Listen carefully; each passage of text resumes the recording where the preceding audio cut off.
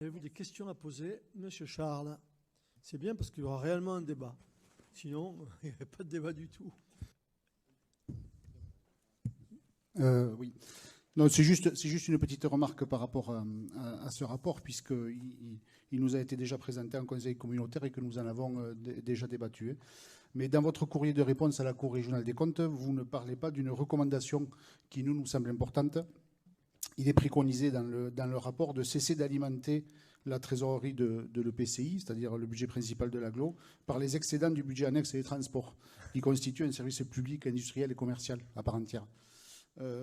Si vous êtes embêté, si vous ne savez pas comment utiliser l'excédent budgétaire du budget annexe transport, nous avons des idées, nous, comme par exemple la gratuité des transports, mais nous continuerons à faire ces propositions lors des commissions mobilité auxquelles nous participons régulièrement. Merci. Je connais vos idées, elles sont louables. Je prends acte une nouvelle fois de votre intervention. Vous savez ce que je pense du système. On aura l'occasion d'en reparler, d'autant plus que j'avais demandé à M.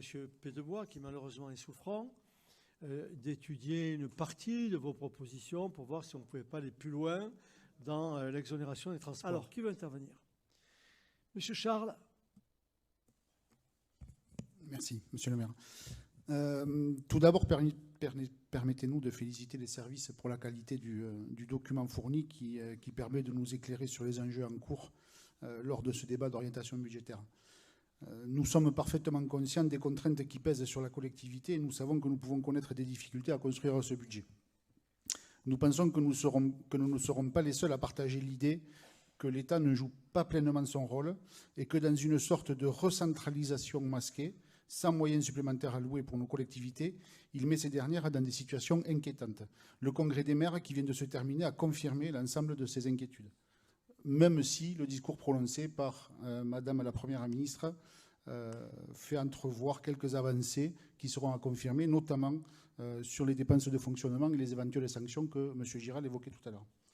En effet, nous sommes inquiets car nous voyons aussi, nous aussi, poindre la volonté de déposséder petit à petit les collectivités de leurs prérogatives. La libre administration des collectivités est dès lors de plus en plus remise en question. Nous redoutons qu'à l'avenir, nos collectivités se transforment en simples chambres d'enregistrement dans lesquelles nous serions obligés de voter des budgets techniques sans réelle prise de décision politique, la majorité des dépenses étant contraintes et les sources de recettes toujours plus rares. Dans le document sont évoqués notamment les prix de l'énergie et la hausse du point d'indice des fonctionnaires. Un mot sur cette augmentation pour contrer la petite musique ambiante qui voudrait faire croire qu'elle tient une part importante dans nos difficultés budgétaires. D'abord, il faut rappeler que nous nous réjouissons d'une telle hausse qui s'avère bien insuffisante puisqu'elle ne couvrira pas l'inflation. Là encore, si ce gouvernement, comme les précédents, n'avait pas gelé ce point d'indice durant des années et s'il avait consenti à des hausses mesurées et successives, nous n'en serions pas là. La hausse attendue des rentrées fiscales, due à un recalcul des bases, devrait permettre d'absorber cette hausse du point d'indice. Cette mesure devra s'accompagner d'une nécessaire réflexion sur l'attractivité des postes de fonctionnaires territoriaux si nous ne voulons pas nous retrouver en difficulté pour recruter les personnes nécessaires au bon fonctionnement de nos services. Néanmoins, et malgré toutes ces contraintes, nous pensons que pour ce budget 2023, des marges de manœuvre continuent d'exister et que d'autres choix sont possibles. À la lecture du document d'orientation budgétaire, nous voyons un projet de budget bien fait techniquement, mais pauvre politiquement.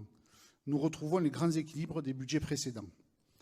Nous l'avons déjà dit depuis le début de ce mandat, mais il semblerait que les différentes crises n'ont aucune emprise sur les budgets successifs que nous votons chaque année, qu'elles soient sociales et économiques, avec une accentuation toujours plus importante de la pauvreté, écologique, avec le dérèglement climatique toujours plus visible, ou démocratique, avec la défiance toujours plus grande de nos concitoyens envers les institutions et les politiques. Notre groupe, qui se dénomme Tarbes citoyenne écologique et solidaire, aurait aimé que ce budget montre une réelle orientation et mette le paquet sur l'écologie, la citoyenneté et la solidarité. La hausse vertigineuse des prix de l'énergie vous a fait réagir et nous soutenons les mesures de sobriété annoncées ou l'extinction d'une partie de l'éclairage public. Mais il nous semble que ce sera d'ores et déjà insuffisant et que certaines mesures auraient dû être prises depuis un certain temps. Ainsi, cela fait plusieurs fois que nous demandons qu'un véritable plan d'isolation de l'ensemble des bâtiments publics soit mis en œuvre. Il pourrait s'accompagner d'une réflexion sur la mise en place de panneaux solaires, partout où c'est possible. Nous le demandons à nouveau et cela nous semble relever d'une urgence absolue. De la même manière, nous devrions absolument réfléchir collectivement à la façon de se déplacer dans notre ville et au-delà dans l'agglomération. Un plan vélo est en préparation. Il semble ambitieux et intéressant et nous vous soutiendrons dans sa mise en place s'il se trouve être à la hauteur des enjeux. Mais nous ne pouvons plus faire l'économie d'une réflexion sur la place de la voiture dans notre ville, sur l'articulation des différentes mobilités, piétons, cyclistes, automobiles ou en transport en commun, dans un nouveau plan de déplacement urbain résolument tourné vers l'avenir. Autre point déterminant selon nous, le soutien envers nos concitoyens les plus précaires et le financement des services publics devrait être une deuxième priorité du budget à venir. Or, nous nous apercevons que le budget du CCAS n'augmentera pas cette année et que notre soutien aux différents services publics reste timide. Un exemple que nous avons déjà évoqué, l'école. Il semble que le plan d'équipement informatique tant attendu pointe le bout de son nez et que les premières classes seront équipées dès ce mois de décembre. C'est bien, mais largement insuffisant. Un geste fort pour montrer l'intérêt de la municipalité pour ces écoles serait de budgéter sur un seul exercice, celui de 2023, l'équipement de la totalité des classes tarbaises. Ce ne sont pas les sommes en jeu, de l'ordre de 200 000 € qui grèveront notre budget. Cela relève encore une fois de choix politiques. Enfin, toutes ces mesures ne pourront être efficaces si elles ne sont pas partagées par l'ensemble de nos concitoyens. Les réunions de quartier, si elles ont le mérite d'exister, ne donnent pas, à notre avis, la pleine mesure de ce que devrait être une réelle participation citoyenne aux délibérations municipales. Là aussi, nous devrions engager une réflexion collective pour faire entrer notre collectivité dans la modernité en s'inspirant de nombreux exemples qui existent dans d'autres collectivités. Notre société évolue à grande vitesse. Les conséquences sociales et écologiques des différentes crises sont de plus en plus violentes et dramatiques. Notre collectivité doit intégrer ces données dans sa réflexion, faute de quoi nous nous laisserons dépasser par les événements. Je vous remercie. Je vais vous répondre à vous, je vais remonter dans le sens inverse pour finir sur l'intervention que je considère comme la plus sérieuse, celle de M. Charles. Je revendique la politique délibérée d'investissement. Et dans les investissements, vous avez évoqué tout à l'heure les investissements, et je répondrai en même temps comme cela à M. Charles sur ce sujet, concernant les économies d'énergie. Les dépenses en matière d'économie d'énergie, bien sûr, quand on fait l'école Jean Massé, comme on l'a faite, est-ce que ce n'est pas la démonstration de notre souci d'économie d'énergie? Elle est à énergie positive. Quand on a refait l'école Voltaire, vous l'avez oublié, l'école Voltaire, elle est entièrement rénovée avec toute la protection en matière d'économie d'énergie. L'école Anatole France, même chose, vous l'oubliez tout ça. Et alors, en effet, oui, on a prévu, moi j'étais hostile au début, je l'avoue, j'étais hostile au photovoltaïque, et maintenant, eh ben, je crois que l'actualité démontre qu'il faut malgré tout réagir. Eh bien, on a décidé qu'on allait équiper de photovoltaïque certains bâtiments. Vous l'avez vu sur l'école Jean Massé, énergie positive. Sur tous les bâtiments à toit plat qui pourront accueillir des panneaux photovoltaïques, on va les faire. Et sur les parkings, on va réaliser des ombrières pour toujours pouvoir produire de l'énergie. Monsieur Charles, vous avez raison. Nous subissons beaucoup de dépenses du fait des transferts de l'État. Ce n'est pas nouveau. C'est pas nouveau. Ça remonte à quelques décennies. Mais là, je veux dire que ça commence à peser lourdement sur nos budgets. Je ne vais pas revenir sur quelques dépenses qu'on a assumées avec le service des cartes d'identité, des passeports par exemple, qui fait un travail formidable. Je tiens à les féliciter pour la qualité du travail qui se fait, la qualité de l'accueil. C'est un transfert de l'État. On n'a reçu aucune compensation, aucune. Et ce n'est pas rien.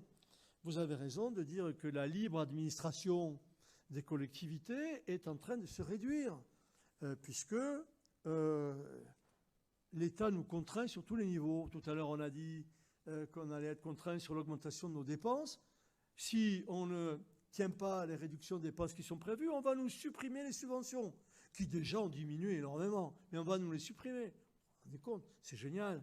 On va diminuer les investissements compte tenu des difficultés que l'on rencontre avec les augmentations de dépenses qu'on a évoquées. Et on va diminuer les investissements parce qu'on n'aura plus de subventions de la part de l'État. Je veux dire, tout ça va à contre-courant. Et ça va nourrir la récession qui est en train de tomber sur l'Europe et sur notre pays aussi. Voilà, donc je ne peux qu'être d'accord. Nous avons de moins en moins, M. Charles, d'autonomie financière. Je suis totalement de votre avis. On ne peut rien décider. On peut décider quoi? D'augmenter les dépenses de parking et les dépenses de nos services, des crèches, de la cuisine, de l'occupation du domaine public. C'est ridicule à côté de ce que représentaient auparavant les recettes fiscales. Le point d'indice, vous avez dit un petit mot sur le point d'indice. M. Giral a dit qu'effectivement, ça se traduisait pour nous par une augmentation des charges de plus d'1,2 million. Ce que nous critiquons, ce n'est pas l'augmentation du point d'indice, car je considère qu'elle est légitime. Car il y a de trop nombreuses années qu'il n'y a pas eu d'augmentation du point d'indice. Ce que je trouve absolument anormal, c'est que l'augmentation du point d'indice ait eu lieu à partir du 1er juillet 2022, alors que les budgets 2022 étaient votés et sans aucune compensation pour l'instant. On nous annonce peut-être que si vous remplissez telle ou telle condition, je ne vous dis pas lesquelles, vous recevrez 50% de l'augmentation générée par le point d'indice au 1er juillet. Si vous remplissez d'autres conditions, je ne vais pas vous dire lesquelles parce que c'est trop compliqué, notamment la troisième, il y en a trois. La troisième, c'est une usine à gaz. Si vous remplissez les 3 conditions, eh bien, dans certaines conditions, pour l'augmentation des tarifs de l'énergie, l'État pourra compenser une partie, etc. Je veux dire, bon, tout ça, on le verra, c'est du flan. C'est compliqué. Les recrutements, j'en ai parlé. Là où c'est pas gentil ce que vous dites, c'est que nous sommes pauvres politiquement. Et vous le dites en citant l'écologie et la solidarité. C'est pas tout à fait exact, parce que pour ce qui concerne l'écologie, j'ai rappelé tout ce que nous étions en train de faire et que nous venions de faire en matière d'investissement exemplaire sur le plan écologique. Et sur le plan de la solidarité, Mme Doubrère va vous répondre dans un instant. Pour ce qui concerne l'école et les budgets, je vous conseille d'interroger M. Craspail lors des discussions sur le budget. Il vous répondra, vous le verrez, utilement. Quant aux réunions de quartier, on ne se contente pas des réunions de quartier auxquelles vous participez, mais nous avons une consultation permanente avec les Tarbais et les Tarbais via le digital. Et vous demanderez à M. Marsan et à M. Kevin Jordan qui regarde tout ça de près, et notamment, pour répondre à M. Le Grenelle, j'ai oublié de lui dire, mais tu pourras le dire, Kevin, ce qu'on va faire en matière de cybersécurité. Je ne peux pas considérer que ce que vous dites est exact. Mais bon, peu importe, nous poursuivons notre chemin en toute sérénité. Madame Doubrère. Merci, Monsieur le maire. Mes chers collègues, vous savez combien nous sommes attachés à notre politique sociale et au bien-être de nos concitoyens. Nous savons qu'aujourd'hui, plus que jamais, ils traversent consécutivement à l'inflation que tout le monde subit. Mais c'est vrai qu'il y a des personnes plus fragiles, plus vulnérables que d'autres. Et c'est pour cette raison que, depuis quelques mois, d'une part, nous avons renforcé les moyens humains au Centre communal d'action sociale et avec l'aide de nos travailleurs sociaux, nous avons également réfléchi et étudié comment nous pouvions les accompagner afin qu'ils puissent continuer, comme tout un chacun, d'une part à se loger, à se nourrir, à se soigner. Et donc, nous avons revu les barèmes qui sont affectés aux aides facultatives. Les aides facultatives, je rappelle, ça sert à accompagner dans les frais de loyer, les frais de santé, les frais d'énergie, etc. Et également à l'accès à l'épicerie sociale. On se rend compte aujourd'hui à quel point ce dispositif a tout son sens. Parce que, par exemple, pour nos aînés tarbés qui ont travaillé toute leur carrière, mais comme vous le savez, qui ont des retraites on ne peut plus modestes, eh bien, les travailleurs sociaux qui ont en charge ces personnes, nous leur autorisons pour les 6 mois à venir, c'est-à-dire au moins passer tout l'hiver, car sinon, ils le disent, c'est soit manger, soit se chauffer. Donc, ils bénéficieront d'un accès à l'épicerie sociale. Et vous savez, l'épicerie sociale, je l'ai rappelé tout à l'heure, vous étiez présent, notamment M. Lagonel, au Conseil national de la refondation, sur la prévention. Ça veut dire que malgré toutes ces difficultés, ils puissent se nourrir avec des aliments sains, des légumes, etc., les produits, voilà, pas que des boîtes de conserve.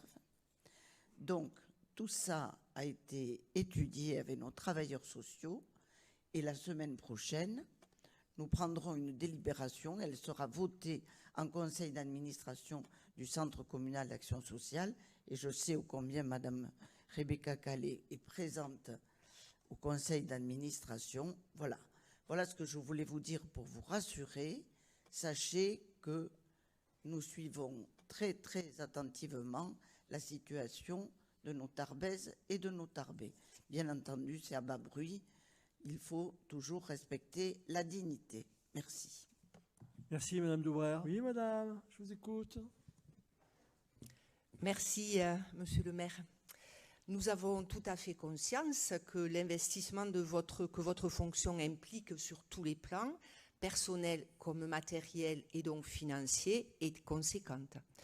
Nous nous interrogeons cependant sur ce qui amène à proposer au vote aujourd'hui, à la 3e année de mandature, et dans un contexte d'impérieuse sobriété, des frais de représentation, ce qui ne constitue pas un droit, mais bien une possibilité. Pouvez-vous nous préciser quelle sera leur destination ? Si les frais de représentation des parlementaires sont bien identifiés et répertoriés dans un guide consultable par tous, le législateur n'a pas souhaité l'étendre aux maires. Sont cités en exemple dans ce projet de délibération les réceptions et manifestations que vous organisez ou auxquelles vous participez. Or, une ligne budgétaire est déjà consacrée aux fêtes et cérémonies, représentations, par ailleurs souvent très conviviales, et auxquelles nous participons. Alors, je vais répondre. Pourquoi présentons-nous cette délibération aujourd'hui ? Eh bien, tout simplement parce que lors du conseil municipal du 21 septembre 2020, eh bien, ça a été oublié. Et M. Kossou m'a dit, ce serait bien qu'on le fasse. Et j'ai dit, d'accord, moi ça ne me dérange pas. Notez que ça ne fait même pas 70 € par semaine. Maintenant, si ça vous gêne, moi, ça m'est totalement égal. Hein, je ne suis pas après moi. Vas-y. J'aurais donné des précisions et un éclairage parce que d'abord, ces frais de représentation sont faits sur justificatif. Nous recevons ici, moi le premier, le maire aussi, des gens qui viennent nous voir de Paris, d'ailleurs, pour des projets qu'ils nous présentent, d'accord ? Et ces gens-là, on les fait déambuler en ville, où on regarde leurs dossiers, etc. Et ensuite, on les amène à déjeuner. Ils croient toujours que c'est la mairie qui les invite. Ce sont les élus qui les invitent sur leur propre cassette. C'est ça qui se produit en réalité. Donc, ça, ce n'est qu'une normalisation d'un petit quelque chose que nous sommes obligés de faire par décence vis-à-vis des gens que nous recevons. Oui, Madame Calais, allez-y. Merci, Monsieur le maire, et merci, Monsieur Giral. Effectivement, investir dans la formation est essentiel pour maintenir en santé les agents et notre collectivité, et pour développer les compétences et attirer les talents. On l'a vu tout à l'heure, c'est nécessaire. Une simple question, il est proposé en page 11 une formation à l'utilisation des produits phytosanitaires. est-ce que notre collectivité utilise encore ces produits? Oui, vas-y, Romain. Non, il n'y a pas de crainte à avoir à ce sujet. En réalité, le champ des formations qui sont proposées, il y a plusieurs organismes qui proposent des formations, le Centre national de la fonction publique et territoriale, des organismes privés, etc., couvre l'intégralité des activités publiques et des prestations de services que l'on peut y rencontrer. Donc le fait que soit citée telle ou telle catégorie dans la liste des formations proposées ne préjuge pas du fait que la collectivité va s'engager dans telle ou telle utilisation de produits. En réalité, la ville fait un vrai effort pour que tous les agents aient accès à la formation. Je donne une précision qui peut être importante. Certaines de ces formations sont parfois organisées assez loin. Toutes ne sont pas organisées à Tarbes, Pau, Toulouse ou Bordeaux. Et la collectivité a également fait le choix d'accompagner financièrement les déplacements des agents lorsqu'ils doivent se rendre à ce type de formation à l'extérieur. Donc il y a une réelle volonté d'assurer une formation optimale pour les agents, avec également une implication des agents qui sont dédiés au sein de la ville à l'organisation et à la préparation de ces séances de formation. Voilà la réponse que je peux vous faire. Merci. Madame Calais. Merci, Monsieur le maire, et merci, Madame Doubrère, pour cette présentation. Et effectivement, on peut féliciter tous les acteurs, et notamment le GIP. Vous avez bien relevé que cette année 2021 a été la consécration de la convention NPNRU. Monsieur le maire, vous êtes intervenu aussi au cours de la réunion du dit quartier, mais on peut peut-être dire deux mots d'où on en est. Par ailleurs, il est fait état d'outils confortés pour aller vers les plus éloignés de l'emploi. Mais seront-ils suffisants face aux difficultés d'insertion professionnelle, particulièrement pour les femmes, dont le taux d'activité dans les QPV est inférieur de 16 points à celui des hommes, et dans un contexte de réduction de la durée d'indemnisation de l'assurance chômage? Un autre élément que nous avons relevé, c'est effectivement un outil intéressant qui est la médiation santé. Mais comment faire face à la paupérisation de l'offre de soins dans ces quartiers? Une réponse de proximité est à rechercher. Nous savons que vous y travaillez, mais l'engagement de l'État, on l'a déjà dit et on le répète, est urgent et impérieux. Peut-être en a-t-il été question cet après-midi. Et enfin, juste une remarque, nous aurions apprécié une présentation en commission, solidarité, action sociale, politique de la ville, économie sociale et solidaire. Cela aurait permis de mieux comprendre ce dispositif riche mais complexe, avec de multiples acteurs et des enjeux qui ne sont peut-être pas appréhendés à leur juste mesure. Merci. Merci, Madame Calais. Il y a la délibération suivante. Et je vais vous la présenter moi-même. Alors, suite à la transformation de la régie Espace Vauban, vous venez de le voir, en régie des parcs de stationnement, il convient donc de procéder à la désignation, comme Madame Maraldi vient de dire, d'un nouveau conseil d'exploitation. La composition elle est fixée par les statuts de la régie des parcs de stationnement. Donc, les statuts prévoient que le conseil est composé de 8 membres, le maire, 5 élus, ainsi que 2 représentants d'organismes extérieurs, l'office de commerce et l'office de tourisme. Donc les noms sont les suivants. Monsieur le maire, Monsieur Marc Andrès, Monsieur Pascal Cavry, Monsieur Bruno Laroux, Monsieur Amaury Troussard et Madame Rebecca Calais, si elle est d'accord. Oui, bien sûr, Monsieur le maire, merci. On va faire un énorme parking à vélo du coup. Parfait, merci. Pour garer les vélos, c'est génial, hein, franchement. Vous pourrez garer votre vélo sans problème. Madame Lahutte. Merci, Monsieur le maire. Il nous paraît peut-être judicieux de prendre la question de l'énergie différemment. Tout d'abord avec une réflexion menée sur le patrimoine immobilier accordé aux associations. Les travaux de rénovation énergétique nécessaires et voir l'optimisation des bâtiments par une mutualisation proposée aux associations. Cela nous semble une bonne démarche de sensibiliser les occupants à la consommation énergétique des locaux qu'ils utilisent.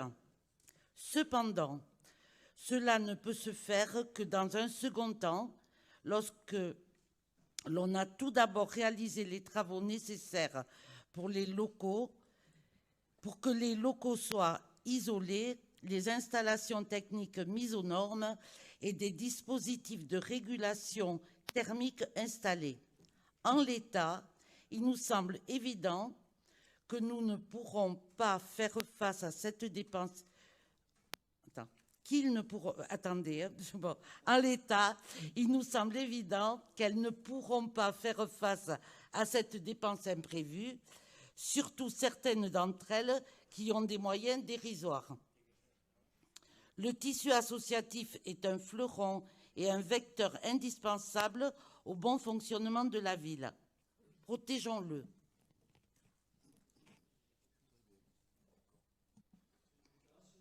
C'est une Voilà. déclaration que vous faites là. Oui, c'est une déclaration, c'est-à-dire que... Il n'y a pas de question. Moi, ce que je peux Oui. vous dire, c'est que l'augmentation des tarifs de l'énergie, il faut que quelqu'un paye.